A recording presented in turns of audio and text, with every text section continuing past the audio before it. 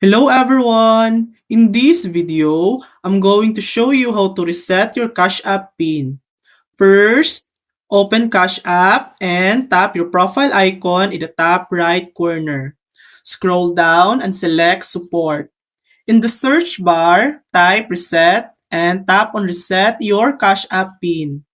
Important, don't click Change Cash App PIN. It will only redirect you to contact support. Instead, scroll down and tap Chat to contact support directly. Send them a message like I would like to change my Cash App PIN.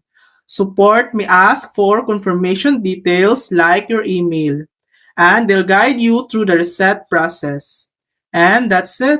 That's how you can reset your Cash App PIN with support's help. Thanks for watching. If this video helped you, please like and subscribe for more helpful tutorials.